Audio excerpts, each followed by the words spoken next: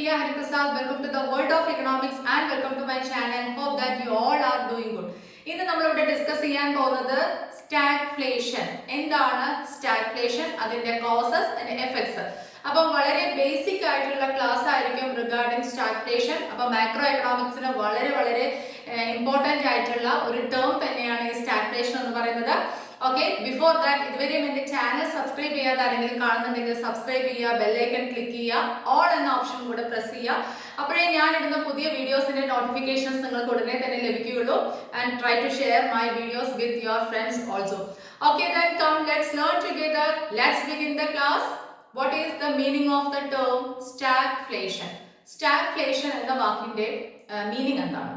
Actually, it is a combination of stagnation and inflation. Stagnation and inflation, ഇത് രണ്ടെണ്ണത്തിന്റെയും combination ആണ് ശരിക്കും പറഞ്ഞാൽ stagflation എന്ന് പറഞ്ഞാൽ. നമുക്കറിയാം സ്റ്റാഗ്നേഷൻ എന്ന് പറഞ്ഞാൽ എന്താണെന്ന് അല്ലെ. ഇക്കോണമിയില് ചലനമില്ലാതെ ഇരിക്കുന്ന ഒരു അവസ്ഥ ഉണ്ടാവും അല്ലെ. അൺഎംപ്ലോയ്മെന്റും അങ്ങനെയുള്ള പ്രോബ്ലംസ് ഉണ്ടാകുന്ന, വളരെ ചലനമില്ലാതെ ഇരിക്കുന്ന ഒരു സ്റ്റാഗ്നന്റ് ആയിട്ടിരിക്കുക എന്ന് നമുക്കറിയാം അല്ലെ. അങ്ങനെ ഒരു അവസ്ഥ എക്കോണമിയിൽ ഉണ്ട്, അതാണ് സ്റ്റാഗ്നേഷൻ. ഇനി ഇൻഫ്ലേഷൻ എന്തായിരിക്കും? അപ്പോൾ ഇൻഫ്ലേഷൻ നമുക്ക് എല്ലാവർക്കും അറിയാം. ഇൻഫ്ലേഷൻ എന്ന് പറഞ്ഞാൽ റൈസിംഗ് ജനറൽ പ്രൈസ് ലെവൽ ആണ് അല്ലെ. ജനറൽ പ്രൈസ് ലെവല് വർധനം ഉണ്ടായിക്കൊണ്ടിരിക്കുന്ന സിറ്റുവേഷനെയാണ് നമ്മൾ ഇൻഫ്ലേഷൻ എന്ന് പറയാം. വില നിലവാരം കൂടിക്കൊണ്ടിരിക്കുക, പൊതു വില നിലവാരം കൂടുന്ന അവസ്ഥയെ നമുക്ക് ഇൻഫ്ലേഷൻ എന്ന് പറയാം. ശരിയല്ലേ? അതാണ് ഇൻഫ്ലേഷൻ. അപ്പം ഇത് രണ്ടെണ്ണത്തിന്റെയും ഒരു കോമ്പിനേഷൻ ആണ് സ്റ്റാഗ്ഫ്ലേഷൻ എന്ന് പറയുന്നത്. സ്റ്റാഗ്നേഷന്റെയും ഇൻഫ്ലേഷന്റെയും കോമ്പിനേഷൻ ആണ്. രണ്ട് സിറ്റുവേഷനും ഒരുമിച്ച് വരിക. That is stagflation. അപ്പൊ സ്റ്റാഗ്നേഷൻ എന്ന് പറഞ്ഞാൽ നമ്മൾ പറഞ്ഞു എക്കോണമിയിൽ അനക്കമില്ലാതിരിക്കുന്ന അവസ്ഥ. ദെൻ ഇൻഫ്ലേഷൻ എന്ന് പറഞ്ഞാൽ പ്രൈസ് കൂടുന്ന അവസ്ഥ. അപ്പൊ ഈ സ്റ്റാഗ്നേഷന്റെ സമയത്ത് അൺഎംപ്ലോയ്മെന്റും അങ്ങനെയുള്ള പ്രോബ്ലംസും ഉണ്ടാവും. അപ്പം ഹൈ അൺഎംപ്ലോയ്മെന്റും ഹൈ ഇൻഫ്ലേഷനും ഒരേ ടൈമിൽ വരികയാണെങ്കിൽ നമുക്ക് അതിനെ എന്തെന്ന് പറയാം? സ്റ്റാഗ്ഫ്ലേഷൻ എന്ന് പറയാം. അപ്പോൾ സ്റ്റാഗ്ഫ്ലേഷൻ ഈസ് ക്യാരക്ടറൈസ്ഡ് ബൈ എന്താണ്? High unemployment and high rate of inflation. തൊഴിലില്ലായ്മ വളരെ കൂടി നിരക്കുക, തൊഴിലില്ലായ്മ നിരക്ക് വളരെ വർദ്ധിച്ച നിരക്കിലിരിക്കുക. അതേസമയം തന്നെ അറ്റ് ദ സെയിം ടൈം ഇൻഫ്ലേഷനും ഹൈ ആയിട്ടിരിക്കുക, റേറ്റ് ഓഫ് ഇൻഫ്ലേഷനും ഹൈ ആയിട്ടിരിക്കുക. അപ്പം അൺഎംപ്ലോയ്മെന്റും ഇൻഫ്ലേഷനും രണ്ടും ഹൈ ആയിട്ടിരിക്കുന്ന ഒരു സിറ്റുവേഷൻ വരികയാണെങ്കിൽ അതിനെ നമുക്ക് എന്തെന്ന് പറയാം? സ്റ്റാഗ്ഫ്ലേഷൻ എന്ന് പറയാം. ശരിയല്ലേ? അപ്പം combination of stagnation and inflation ആണ് നമ്മൾ പഠിച്ചു.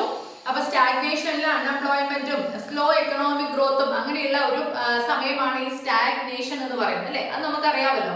ഇൻഫ്ലേഷൻ എന്ന് പറയുന്നത് വില നിലവാരങ്ങൾ കുതിച്ചു വരുന്നോണ്ടിരിക്കുന്ന സമയം ഇൻഫ്ലേഷൻ. അപ്പൊ ഇത് രണ്ടും കൂടെ ഒരുമിച്ച് വരുന്ന സമയത്തിന് നമുക്ക് എന്തെന്ന് പറയാം? സ്റ്റാഗ്ഫ്ലേഷൻ എന്ന് പറയാം. ക്ലിയർ? ഓക്കെ, അപ്പൊ നോക്കിക്കോളൂ. Combination of stagnation and inflation, first point, and high inflation and high unemployment.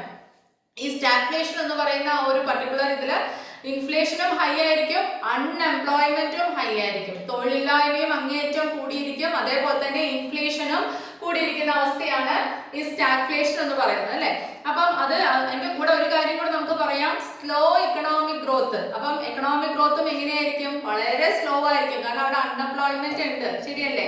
പിന്നെ വില നിലവാരം ഒത്തിരി കൂടിക്കൊണ്ടിരിക്കുമ്പോൾ അത് ഫിക്സഡ് ഇൻകം ഗ്രൂപ്പുകാരെ മോശമായിട്ട് ബാധിക്കും അല്ലെ. വിലയെല്ലാം കൂടി കഴിയുമ്പോൾ ഫിക്സഡ് ഇൻകം ഗ്രൂപ്പുകാരെ അത് ഒത്തിരി ബാധിക്കുകയും ചെയ്യും. അപ്പൊ സ്ലോ എക്കണോമിക് ഗ്രോത്തും കൂടെ അവിടെ ഉണ്ടെന്ന് ഓർക്കണം. ഏത് പീരീഡില്? സ്റ്റാഗ്ഫ്ലേഷന്റെ പീരീഡില്. കറക്റ്റ് അല്ലേ? ഓക്കെ, ഇനി അപ്പൊ ഇത് സ്ലോ എക്കണോമിക് ഗ്രോത്ത് ഉണ്ടെന്ന് ഞാൻ പറഞ്ഞു. ആ പോയിന്റ് നമ്മളിവിടെ മെൻഷൻ ചെയ്യണം. അൺനാച്ചുറൽ സിറ്റുവേഷൻ ആണ്. ഇതൊരു അൺനാച്ചുറൽ സിറ്റുവേഷൻ ആണ്. ഇപ്പൊ അൺഎംപ്ലോയ്മെന്റ് ഒക്കെ നമുക്ക് ഏറെക്കുറെ നമുക്ക് പറയാം നാച്ചുറൽ ആയിട്ടുള്ള ഒരു സിറ്റുവേഷൻ ആണെന്ന് അല്ലെ. പക്ഷെ ഒരിക്കലും സ്റ്റാഗ്ഫ്ലേഷൻ നമുക്ക് അങ്ങനെ പറയാൻ കഴിയില്ല. സ്റ്റാഗ്ഫ്ലേഷൻ എന്ന് പറയുന്നത് തീർത്തും അൺനാച്ചുറൽ ആയിട്ടുള്ള ഒരു സിറ്റുവേഷൻ ആണെന്ന് വെച്ചാൽ നാച്ചുറൽ അല്ല. കറക്റ്റ് അല്ലേ? ഓക്കെ, അപ്പം ഇത് ശരിക്കും 1970s ഉണ്ടായിട്ടുള്ളത് ഈ സ്റ്റാഗ്ഫ്ലേഷൻ എന്ന് പറയുന്നത്. ആദ്യമായിട്ട് ഈ ടേം കോയിൻ ചെയ്തത്, ആദ്യമായിട്ട് ഈ ടേമിനെ കുറിച്ച് പറഞ്ഞത് ആരാണെന്ന് അറിയാവോ? ലെയ്ൻ മാക്ലിയോഡ് എന്ന് പറയുന്ന UK-യിലുള്ള ഒരു പൊളിറ്റീഷ്യൻ ആണ് ഇതിനെ കുറിച്ച് പറഞ്ഞിരിക്കുന്നത് കേട്ടോ. ലെയ്ൻ മാക്ലിയോഡ് എന്ന് പറയുന്ന UK-യിലുള്ള ഒരു പൊളിറ്റീഷ്യൻ ആണ് ഈ സ്റ്റാഗ്ഫ്ലേഷൻ എന്ന ടേം കോയിൻ ചെയ്തത്. ഒരു എക്കണോമിസ്റ്റ് അല്ല കോയിൻ ചെയ്തത്. ഓക്കെ, ഇനി ഫസ്റ്റ് ഓഫ് ഓൾ ഇത് പ്രെഡിക്റ്റ് ചെയ്തത്, ഇങ്ങനെ ഒരു സിറ്റുവേഷൻ ഉണ്ടാവും എന്ന് പ്രെഡിക്റ്റ് ചെയ്തത് ആരാണെന്ന് അറിയാവോ? Milton Friedman. അദ്ദേഹത്തെ കുറിച്ച് നമ്മൾ എല്ലാവരും കേട്ടിട്ടില്ലേ? ഫേമസ് എക്കണോമിസ്റ്റ് ആണ്, വണ്ടർഫുൾ എക്കണോമിസ്റ്റ് എക്കണോമിസ്റ്റ് ആണ്. അപ്പൊ മിൽട്ടൺ ഫ്രീഡ്മാൻ എന്ന് പറയുന്ന അദ്ദേഹമാണ് എന്തിന് ആദ്യമായിട്ട് പ്രെഡിക്റ്റ് ചെയ്തത്, സ്റ്റാഗ്ഫ്ലേഷൻ എന്ന് പറയുന്നത് ഇങ്ങനെ ഒരു സിറ്റുവേഷൻ ഉണ്ടാവുമെന്ന് പ്രെഡിക്റ്റ് ചെയ്തത് അദ്ദേഹമാണ്. പക്ഷെ ആ ടേം, ആ വാക്ക് യൂസ് ചെയ്തത് ലെയ്ൻ മാക്ലിയോഡ് എന്ന് പറയുന്ന UK ഒരു പൊളിറ്റീഷ്യൻ ആണ് ചെയ്തത്. അപ്പൊ 1970s അവിടെ അത് എക്സ്പീരിയൻസ് ചെയ്തിട്ടുണ്ട് കേട്ടോ. Okay then. അപ്പം ഇനി നമ്മള് ഇത് മാക്രോ എക്കണോമിക്സിന്റെ ഒരു ടോപ്പിക് ആണ്. മാക്രോ എക്കണോമിക്സിനെ കുറിച്ച് പറയുമ്പോൾ നമുക്ക് JM കെയ്ൻസിനെ കുറിച്ച് പറയാതെ വയ്യ. കാരണം ഫാദർ ഓഫ് മാക്രോ എക്കണോമിക്സ് ആരാണ്? JM കെയ്ൻസ് ആണ് അല്ലെ. JM കെയ്ൻസ് ആണ് ഫാദർ ഓഫ് മാക്രോ എക്കണോമിക്സ്. പക്ഷെ അദ്ദേഹം ഈ സ്റ്റാഗ്ഫ്ലേഷൻ എന്ന് പറയുന്ന വാക്ക് യൂസ് ചെയ്തിട്ടില്ല. മനസ്സിലായി? അദ്ദേഹം ഇങ്ങനെ ഒരു സിറ്റുവേഷനെ അദ്ദേഹം അങ്ങനെ ഒരു ടേം കൊണ്ട് അദ്ദേഹം പറഞ്ഞിട്ടില്ല. സ്റ്റാഗ്ഫ്ലേഷൻ എന്ന് അദ്ദേഹം പറഞ്ഞിട്ടില്ല കേട്ടോ. അതൊന്നും ഒരു പോയിന്റിന് ഓർത്ത് വെക്കാൻ വേണ്ടി മാത്രം ഞാൻ പറഞ്ഞതാണ്. Okay then. ഇനി നോക്കിക്കോളൂ. അപ്പൊ ഇത്രയും നിങ്ങൾക്ക് മനസ്സിലായിട്ടുണ്ടാവുമെന്ന് വിശ്വസിക്കുന്നു. സ്റ്റാഗ്നേഷനും ഇൻഫ്ലേഷനും കൂടിയതാണ് എന്താ ഈ സ്റ്റാഗ്ഫ്ലേഷൻ എന്ന് പറയുന്നത്. സ്റ്റാഗ്നേഷൻ എന്ന് പറഞ്ഞാൽ മന്ദഗതിയിൽ ഇരിക്കുക അല്ലെ, എക്കോണമി ഒന്നും അനക്കമില്ലാതിരിക്കുക, അൺഎംപ്ലോയ്മെന്റും സ്ലോ എക്കണോമിക് ഗ്രോത്തും. ഇൻഫ്ലേഷൻ എന്ന് പറഞ്ഞാൽ വില നിലവാരം കുതിച്ചു വരിക. അപ്പൊ ഇത് രണ്ടും കൂടെ കൂടിക്കലർന്ന ഒരു സിറ്റുവേഷൻ. അതുകൊണ്ടാണ് അൺനാച്ചുറൽ എന്ന് പറയുന്നത് അല്ലെ. നമ്മൾ പറയും രണ്ട് ധ്രുവങ്ങൾ കൂട്ടിച്ചേർത്ത പോലെ എന്നൊക്കെ പറയും, ചേരാൻ പറ്റാത്തത് ചേർന്നത് പോലെ, അങ്ങനെ ഒരു സിറ്റുവേഷൻ ആണ് കേട്ടോ. ഓക്കെ. അപ്പം 1970s അത് എക്സ്പീരിയൻസ് ചെയ്തിട്ടുണ്ട്. ഓക്കെ, USA-ലും UK-ലും ഇന്ത്യയിൽ അത് കഴിഞ്ഞ ശേഷം ഇന്ത്യയിലും ഒക്കെ എക്സ്പീരിയൻസ് ചെയ്തിട്ടുണ്ട്. അത്രയും കാര്യങ്ങൾ മാത്രം ഓർത്ത് വെച്ചാൽ മതി. ഇനി നോക്കിക്കോളൂ ഇതിന്റെ കോസസ്, ഇതിന്റെ കാരണങ്ങൾ എന്തൊക്കെയാണെന്നാണ്. അപ്പൊ ഞാൻ കോമൺ ആയിട്ടുള്ള കോസസ് ആണ് പറയുന്നത്. നമുക്ക് ചില ബുക്കുകളിൽ കണ്ടാൽ അറിയാം UK-ൽ ഉണ്ടായിട്ടുള്ള കോസസ്, USA-ൽ ഉണ്ടായിട്ടുള്ള കോസസ്, ഇന്ത്യയിലുള്ള കോസസ്, അങ്ങനെയാണ്. ഞാൻ പക്ഷെ കോമൺ ആയിട്ട് കുറച്ച് റീസൺസ് ഇവിടെ എഴുതിയിട്ടുണ്ട്. നോക്കിക്കോളൂ. Reduction in aggregate supply. Aggregate supply കുറഞ്ഞത് ഒരു റീസൺ ആണ്. ആഗ്രിഗേറ്റ് സപ്ലൈ കുറഞ്ഞതും എന്തിന് സ്റ്റാഗ്ഫ്ലേഷൻ ഉണ്ടാവാൻ ഒരു കാരണമാണ്. Then inflation, high inflation. അപ്പൊ നമ്മളറിയാം ഇൻഫ്ലേഷനും സ്റ്റാഗ്നേഷനുമാണ് സ്റ്റാഗ്ഫ്ലേഷനും. അപ്പൊ ഹൈ ഇൻഫ്ലേഷനും ഒരു റീസൺ ആണ് എന്തിന് സ്റ്റാഗ്ഫ്ലേഷന്. ദെൻ അൺഎംപ്ലോയ്മെന്റ്, നോർമലി അത് വരുമല്ലോ, കാരണം ഹൈ അൺഎംപ്ലോയ്മെന്റ് ഇവിടെ ഉണ്ടെന്ന് നമുക്കറിയാം. അപ്പം അൺഎംപ്ലോയ്മെന്റ്. റിസഷൻ. എന്താ റിസഷൻ എന്ന് പറയുമ്പോൾ നമുക്കറിയാം എക്കോണമി താഴോട്ട് വരികയാണ് അല്ലെ, ഡിപ്രഷനിലോട്ട് പോകുന്ന ആ ഒരു വേ ആണ് റിസഷൻ. അപ്പം സ്ലോ എക്കണോമിക് ഗ്രോത്ത് ഉണ്ടല്ലോ, അപ്പൊ അത് ആ റിസഷനും കൂടെ എന്തിനു കാരണമാണ്? സ്റ്റാഗ്ഫ്ലേഷന് കാരണമാണ് കേട്ടോ. ഇനി നോക്കിക്കോളൂ. Supply shock. സപ്ലൈ ഷോക്ക് പറഞ്ഞാൽ സപ്ലൈയിലുള്ള പോരായ്മകൾ നമ്മൾ നേരത്തെ പറഞ്ഞിട്ടുണ്ട്, ആഗ്രിഗേറ്റ് സപ്ലൈ. എങ്കിലും ആ സപ്ലൈ ഷോക്ക് എന്ന പോയിന്റ് നമുക്ക് എഴുതാം. സാധനങ്ങളുടെ സപ്ലൈയിൽ ഉണ്ടാവുന്ന വേരിയേഷൻസ്, അതും ഒരു റീസൺ ആണ്. Then price of oil. Oil price കുതിച്ചുയർന്നതാണ്. ഓയിൽ പ്രൈസ് ഹൈ ആയതും എന്തിനു കാരണമാണ്? സ്റ്റാഗ്ഫ്ലേഷൻ. കാരണം ഓയിൽ പ്രൈസ്, പെട്രോളിയം പ്രോഡക്ട്സ് ആണ് ഉദ്ദേശിക്കുന്നത്. ആ ഓയിൽ പ്രൈസ് ഹൈ ആവുന്ന സമയത്ത് മൊത്തത്തിൽ എല്ലാ സാധനങ്ങളുടെയും വില കൂടും. അതാണ് സ്റ്റാർട്ടിങ്, ശരിയല്ലേ? അറിയാമല്ലോ നമുക്ക്. അപ്പം പെട്രോളിന്റെ പ്രൈസ് കൂടുമ്പോഴാണ് എല്ലാ സാധനങ്ങളുടെയും വില കൂടുക. അപ്പം അതിൽ തുടങ്ങി എല്ലാ സാധനങ്ങളുടെയും വില നിലവാരം കൂടുന്നു, അങ്ങനെ ഇൻഫ്ലേഷനിലേക്ക് എത്തുന്നു. മനസ്സിലായില്ലേ? ഓക്കെ. അതേപോലെ തന്നെ ഓവർ പ്രിന്റിംഗ് കറൻസിയുടെ ഓവർ പ്രിന്റിംഗ് കൂടെ ഇതിന് കാരണമാണ്. കാരണം ഇൻഫ്ലേഷൻ എന്ന് പറയുന്ന സമയത്ത് എന്താണ്? സർക്കുലേഷൻ ഓഫ് മണി ധാരാളം ഉണ്ട്, അവരുടെ കയ്യിലും ഏകദേശം പണമുണ്ട്, പക്ഷെ അതിന് മൂല്യമില്ലെന്നല്ലേ ഇൻഫ്ലേഷനിൽ നമ്മൾ പറയുക. അപ്പൊ കറൻസി ഓവർ പ്രിന്റ് ചെയ്തതും ഇതിന് കാരണമാണ്, സ്റ്റാഗ്ഫ്ലേഷന് കാരണമായിട്ട് നമുക്ക് പറയാം. എന്ന് വെച്ചാൽ മണി, നമ്മുടെ കയ്യിലുള്ള മണി സപ്ലൈ കൂടിയതും ഒരു കാരണമാണ്. ഇനി അതേപോലെ തന്നെ ഇൻക്രീസിംഗ് മണി സപ്ലൈ, അത് തന്നെയാണ് വീണ്ടും പറയുന്നത്, ഇൻക്രീസിംഗ് മണി സപ്ലൈ. പക്ഷെ നമുക്ക് പോയിന്റ് ആയിട്ട് മെൻഷൻ ചെയ്യുന്ന സമയത്ത് 2 പോയിന്റ്സ് ആയിട്ട് എഴുതാം. എന്തൊക്കെയാണ്? ഓവർ പ്രിന്റിംഗ് കറൻസിയും എഴുതാം, അതേപോലെ തന്നെ ഇൻക്രീസിംഗ് മണി സപ്ലൈ കൂടെ എഴുതാം കേട്ടോ. അപ്പൊ എന്തൊക്കെയാണ് നമ്മൾ പറഞ്ഞത്? റീസൺസ് നോക്കിക്കോളൂ. Reduction in aggregate supply, inflation, unemployment, recession, supply shock, price of oil. അത് ഉയർന്നതാണ് കേട്ടോ പറയുന്നത്, പ്രൈസ് ഓഫ് ഓയിൽ, മറക്കരുത്.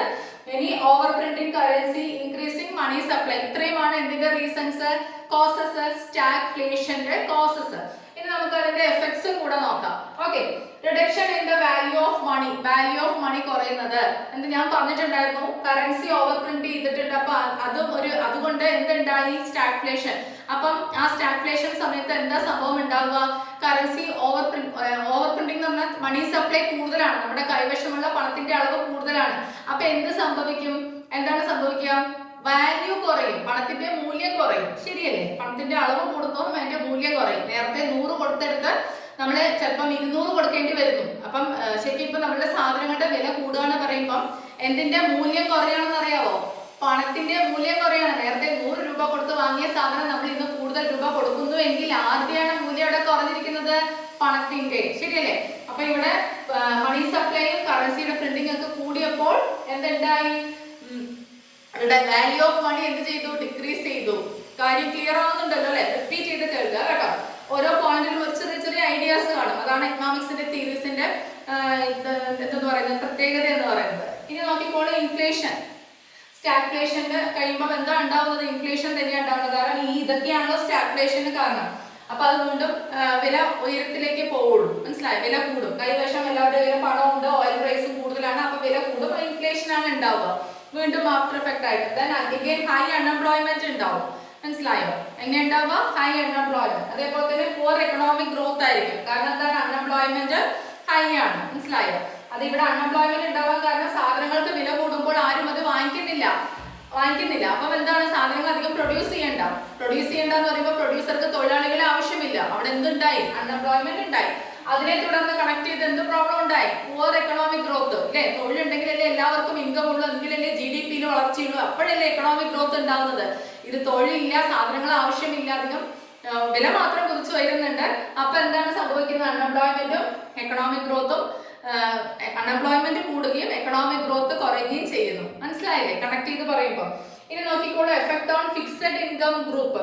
ഓക്കെ, ഫിക്സഡ് ഇൻകം ഗ്രൂപ്പുകാരെ വല്ലാതെ ബാധിക്കുന്നുണ്ട്. എന്താ കാര്യം? എങ്ങനെയാണത്? ഫിക്സഡ് ഇൻകം ഗ്രൂപ്പുകാരെ ബാധിക്കുന്നത് എങ്ങനെയാണ്? കാരണം നമ്മളൊരു ഇപ്പൊ മന്ത്ലി ഏർണിങ്സ് ഉള്ളവര് ഒരു ഫിക്സഡ് എമൗണ്ട് ആയിരിക്കും അവർക്ക് സാലറി വേജ് ആയിട്ട് കിട്ടുന്നത്, അല്ലെങ്കിൽ ഡെയിലി വേജസ്കാരായാലും അവര് ഈ പെട്ടെന്ന് ഇൻഫ്ലേഷൻ ആവുന്ന സമയത്ത് വീണ്ടും അത് കണ്ടിന്യൂ ചെയ്ത് ഇങ്ങനെ കുറിച്ച് വരുന്നോണ്ടിരിക്കുന്ന സമയത്ത് അവർക്ക് ബാലൻസ് ചെയ്യാൻ കഴിയില്ല. അവരുടെ ഇൻകവും എക്സ്പെൻഡിച്ചറും ബാലൻസ് ചെയ്യാൻ കഴിയില്ല. കാരണം അവർക്ക് ഫിക്സഡ് ഇൻകമേ കിട്ടുന്നുള്ളൂ. പക്ഷെ വില കൂടി എന്ന് പറഞ്ഞാൽ അവരുടെ സാലറി കൂടുന്നുണ്ടോ? ഇല്ല, അവര് ഫിക്സഡ് ഇൻകം ആണ് ഏൺ ചെയ്തുകൊണ്ടിരിക്കുന്നത് ഇപ്പോഴും. ഓക്കെ, ഇൻഫ്ലേഷന്റെ സമയത്തും. അപ്പൊ അവർ ഒരുപാട് എന്ത് ചെയ്യും? ബുദ്ധിമുട്ടും. അപ്പൊ അത് വീണ്ടും പ്രോബ്ലംസിലേക്കാണ് എക്കോണമിയിൽ പോകുന്നത്. ഓക്കെ, അപ്പം നമ്മള് reduction in the value of money, inflation, high unemployment, poor economic growth and finally effect on എന്താ പറയുക ഫിക്സഡ് ഇൻകം ഗ്രൂപ്പ്. ഇത്രയുമാണ് അതിന്റെ എഫക്ട്സ് എന്ന് പറയുന്നത് സ്റ്റാഗ്ഫ്ലേഷന്റെ. ഓക്കെ, അപ്പൊ ഹൈ അൺഎംപ്ലോയ്മെന്റും ഹൈ ഇൻഫ്ലേഷനും രണ്ടും കൂടെ ചേരുന്ന ഒരു കോമ്പിനേഷൻ ആയിട്ടുള്ള സ്റ്റാഗ്ഫ്ലേഷൻ എന്ന് പറയുന്ന ഒരു പർട്ടിക്കുലർ ടേം, ഒരു സിറ്റുവേഷൻ മൈക്രോ എക്കണോമിക്സിനകത്ത് വളരെ ഇമ്പോർട്ടന്റ് ആയിട്ടുള്ള ഒരു കൺസെപ്റ്റ് ആണ് നമ്മളിവിടെ ഡിസ്കസ് ചെയ്യുന്നത്. Okay, repeat the video, make it clear. വീണ്ടും അടുത്ത ക്ലാസ്സിലൂടെ കാണാം. Thank you.